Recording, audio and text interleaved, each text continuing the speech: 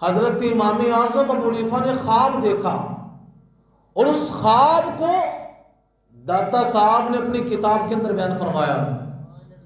आप फरमाते हैं ता शबे बख्वाब दीद, एक रात हजरत इमाम आज़म अबू हनीफा ने ख्वाब देखा कि हुजूर नबी करीम सल्लल्लाहु ताला अलैहि वसल्लम की लहद से हुजूर अलैहिस्सलातु वस्सलाम की हड्डियों को जमा कर रहे हैं। क्या कर रहे हैं? ये ख्वाब की बात है। किसकी बात है? ख्वाब के अहकाम और होते हैं और बेदारी के अहकाम और होते हैं। लिहाजा ये ख्वाब का वाक़या है। फिर इसकी ताबीर भी जो ख्वाब बयान करने वाले उलमाए मुअब्बिरीन हैं उनसे हजरत इमाम आज़म ने पूछी कि ख्वाब के अंदर हजरत इमाम आज़म ने क्या देखा कि नबी करीम सल्लल्लाहु ताला अलैहि वसल्लम की कब्र से आपकी हड्डियों को जमा कर रहे हैं। क्या कर रहे हैं? हड्डियों को जमा कर रहे हैं आपकी लहद से। अब लहद जो है, एक होता है कब्र जिसको कहा जाता है शक। शक का मतलब होता है वो सीधा संदूक होता है। जैसे संदूक होता है ना, साइडों के अंदर दीवारें होती हैं। लहद जो कब्र होती है, किबले की तरफ जो दीवार होती है, उस दीवार की फिर खुदाई की जाती है। एक गड्ढा खोदा जाता है, मैयत को जब कब्र में उतारते हैं तो इस तरह उस संदूक के जरिए उस साइड के अंदर जो गड्ढा होता है उसके अंदर दफनाते हैं। वो लहद होती है।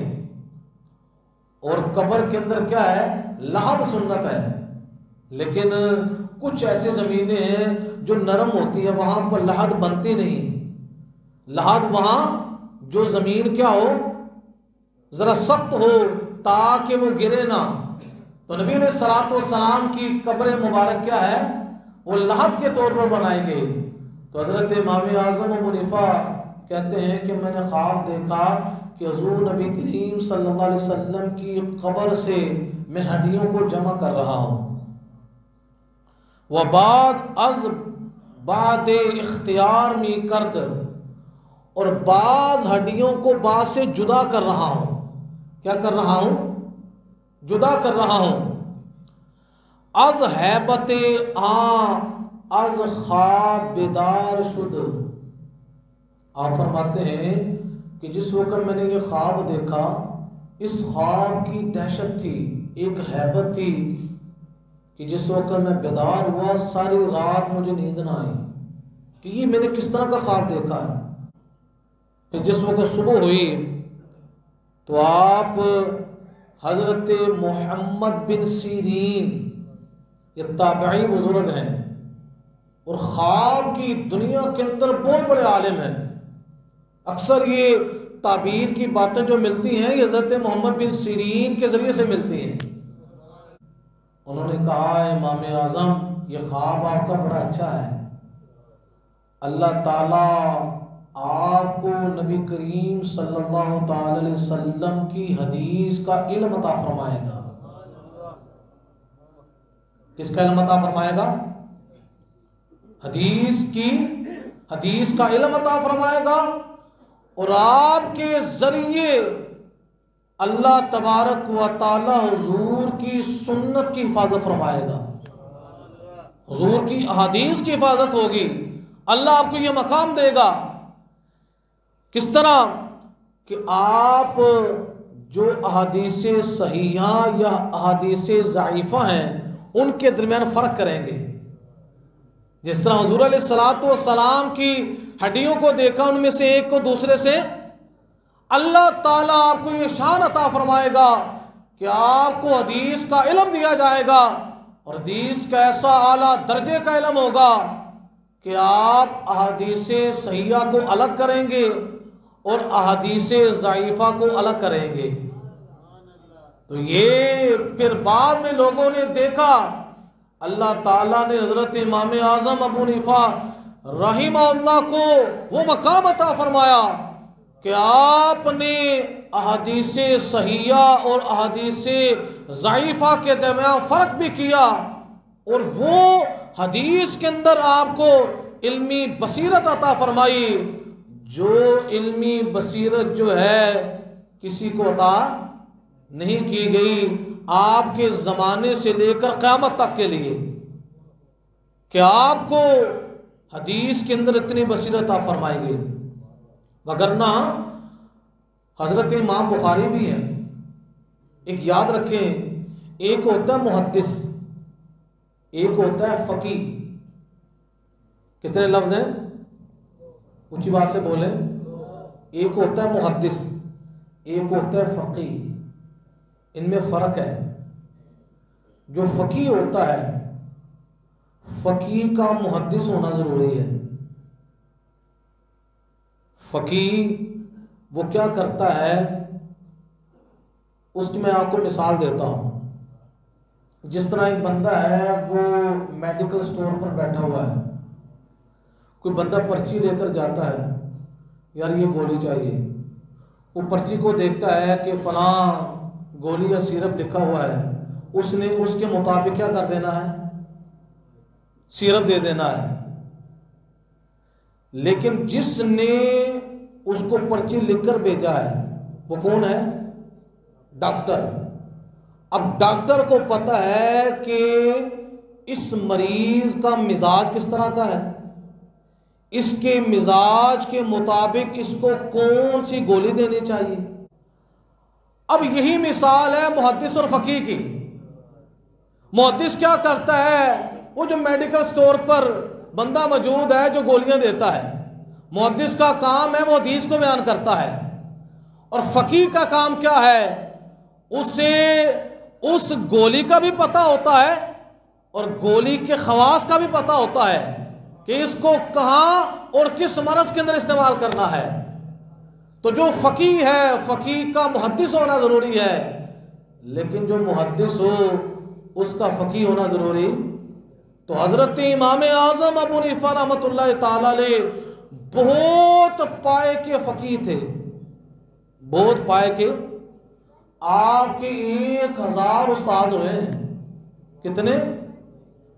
1000 उस्ताद। और उस्ताद भी ऐसे वैसे नहीं, वो उस्ताद जिन्हें अल्लाह ताला ने इल्मी मकाम अता फरमाया। और आपके शागिर्दों में से बड़े बड़े औलिया हुए हैं, हज़रत बिशर हाफी जैसे लोग, हज़रत दाऊद ताई जैसे लोग, हज़रत फुज़ैल बिन अयाज जैसे वली कामिल आपके शागिर्द हैं, कि पूरी दुनिया के अंदर जिनके नाम के चर्चे हैं वो किसके शागिर्द थे? हज़रत इमाम आज़म अबू हनीफ़ा के शागिर्द हैं। आज हमारे मुआशरे के अंदर कुछ लोग प्रोपेगेंडा करते हैं, इमाम आज़म को तो 20 सही आती। आपने कुरान और सुन्नत से 20 लाख मसाइल निकाले। कितने? 20 लाख मसाइल निकाले। होता क्या था, आपकी मजलिस का अंदाज ये होता था, आपकी पार्लियामेंट के अंदर 1000 उलमा होते थे। कितने? एक मसला उस पार्लियामेंट के अंदर पेश होता जिसके अंदर हजरत इमाम आज़म सदारत फरमाते थे। और बड़े बड़े चोटी के उलमा, जिसके अंदर लुगत के इमाम हजरत इमाम मोहम्मद भी मौजूद होते, क़यास के इमाम हजरत इमाम ज़ुफ़र रहमहुल्लाह भी होते, बड़े बड़े इमाम उस पार्लियामेंट के रुकन होते। मसला पेश होता, उस मसले पर हफ्ता महीना बहस होती। बात क्या होती, उस पर कुरान और सुन्नत के दलाइल दिए जाते कि ये मसला है, इसकी दलील ये वाली आयत है, ये मसला है, इसकी दलील ये हदीस है। अगर वो हदीस पेश करता, दूसरा कह देता ये हदीस जो बयान की जाती है ये हदीस ज़ईफ़ है, इसकी सनद के अंदर कमजोरी है, इसकी सनद के अंदर। अब इसी तरह उस मसले पर जरा होती पूरी, फिर जाकर वो फाइनली तौर पर जाकर हजरत इमाम आज़म अबू हनीफ़ा के बारगाह में पेश होता। आप उस मसले को तमाम लोगों से सुनकर उसका हतमी हल फरमाते हैं। फिर वही मसला ज़ाहिर रिवायत 6 किताबें हैं, उसके अंदर दर्ज होता। उस 6 किताबें कौन सी हैं? मबसूत, ज़ियादात, जामिउल सगीर, जामिउल कबीर, सियर सगीर, सियर कबीर, ये 6 किताबें हैं। इन 6 किताबों को कहा जाता है ज़ाहिर रिवायात। उन किताबों के अंदर भी वो मसला, आज तो हमें बनी बनाई खीर मिल गई है। मसलन नमाज का मसला पूछते हैं, नमाज के लिए हाथ कहाँ उठाने हैं, तो फौरन कह दिया जाता है दोनों हाथ जो है ना हथेलियां किबले की तरफ हो, अंगूठा जो है कानों की लो को छू जाए। अब ये मसला है, इस मसले के पीछे सैकड़ों दलाइल हैं, हदीसें हैं इसके पीछे। अगर हमें कोशिश करनी पड़ती, हम में से कितने लोग हैं जिसको नाज़िरा कुरान भी नहीं पढ़ना आता। ये उम्मत के उलमा की शान है कि जिसने कुरान और सुन्नत से निकाल कर मसाइल को खीर की तरह प्लेट के अंदर पेश कर दिया, ताकि हुजूर की उम्मत क़यामत तक ये खीर खाती जाए। ये ऐसा इल्मी लंगर है ताकि क़यामत तक ये इल्मी लंगर ख़त्म ना हो। तो ये हज़रत इमाम आज़म अबू हनीफा रहमतुल्लाह तआला अलैह हैं कि हज़रत मोहम्मद बिन सीरीन के असहाब कहते हैं आपको ये अल्लाह ताला शान देगा, आप नबी अलैहिस्सलातु वस्सलाम की अहादीसे सहीहा को अहादीसे ज़ाइफा से क्या करेंगे? मुमताज़ करेंगे। और ये अल्लाह ताला ने इमाम आज़म अबू हनीफा रहमतुल्लाह तआला अलैह को ये शान अता फरमाई।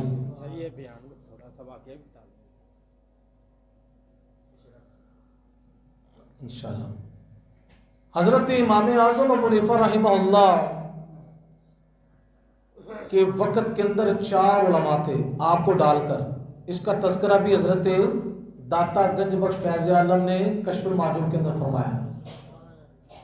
खलीफा अबू जाफ़र मंसूर ने 4 उलमा को अपने पास बुलाया। किसके लिए? काजी बनने के लिए, कि काजी बनाना है।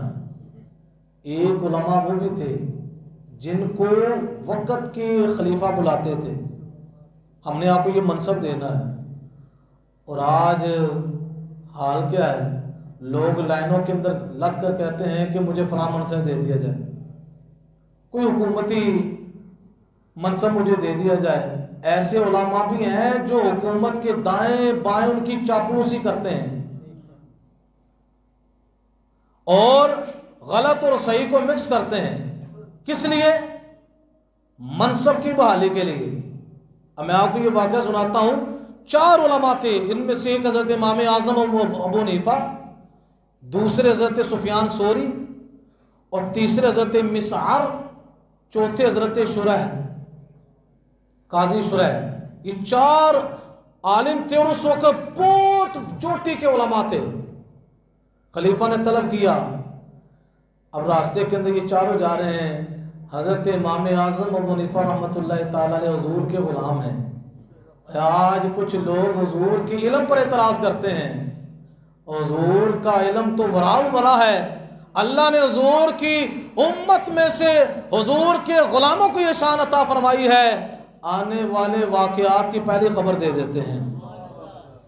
हज़रत इमाम आज़म ने उन 4 दोस्तों को कहा कि यार मैं तुझे बता देता हूँ कि खलीफा के साथ जो हमारा मामला होना है ना, मैंने अपने फरासत से, दिली फरासत से ये बात जान ली है। आपको बताता हूँ कि क्या हमारे साथ होने वाला है। इमाम आज़म फरमाते हैं कि मैं कोई बात करके खलीफा से छुटकारा हासिल कर लूँगा, वो मुझे कहेगा काजी बनने का, लेकिन मैं कोई ऐसी बात पेश करके उससे छुटकारा हासिल कर लूँगा। हज़रत सुफियान के बारे में कहा, हज़रत सुफियान को कहा कि आप भाग जाएंगे रास्ते के दौरान ही। हज़रत मिस्र से कहा कि आपको दीवाना कह दिया जाएगा। कितने बंदे? 3 हो गए। चौथे नंबर पर हज़रत शुरह को कहा कि आपने काजी बनना है।